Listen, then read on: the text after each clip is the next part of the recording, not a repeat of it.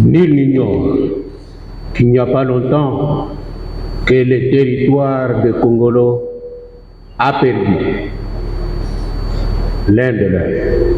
Intervenant par une motion d'information au cours de la séance plénière de ce mardi 15 avril 2025, l'honorable Loulou Kidenge Joseph, représentant les caucus des élus du territoire de Congolo, refuse d'étarir d'éloges sur le président de l'Assemblée provinciale du Tanganyika, l'honorable Cyril Kimpouawel. Ceci pour avoir honoré avec éclat la mémoire de l'honorable Jean-Claude Ngoï Katanda, député provincial élu de cette entité décédée il y a quelques mois. Pour les élus du territoire de Congolo, l'action posée par le speaker de l'organe délibérant en province lui vaut toute leur gratitude et traduit son leadership exemplaire qui est apporté au nu. Nous, députés provinciaux élus du territoire de Congolo, réunis au sein de notre caucus, adressons nos remerciements les plus sincères et les plus respectueux à toutes les personnes, autorités et institutions qui ont manifesté leur compassion, leur solidarité, leur soutien à l'occasion du rappel à Dieu de notre collègue, frère et ami, honorable Ngoï Katanda Jean-Claude.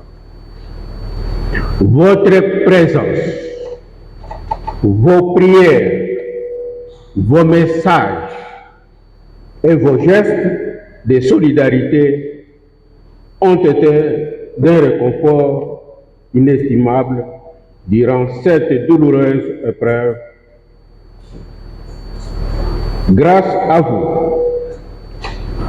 notre défunt collègue a été accompagné avec honneur, dignité et amour jusqu'à sa dernière demeure.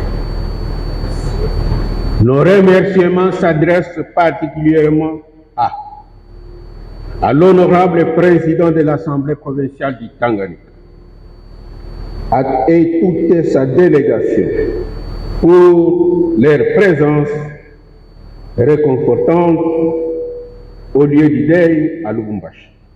Un geste hautement symbolique qui a profondément touché notre caucus, ainsi que toute la population du Congo. Le discours que notre président avait prononcé, vraiment, c'est un discours qui a été beaucoup apprécié. La gratitude des élus du territoire de Congolo s'est également adressée au gouverneur de province, l'honorable Christian Kitungwa Muteba, aux députés provinciaux et aux diverses personnalités dont les réconforts apportés à la famille éprouvée a été de grande taille, en plus de leur présence remarquable aux obsèques qui ont eu lieu à Lubumbashi, dans le Haut-Katanga.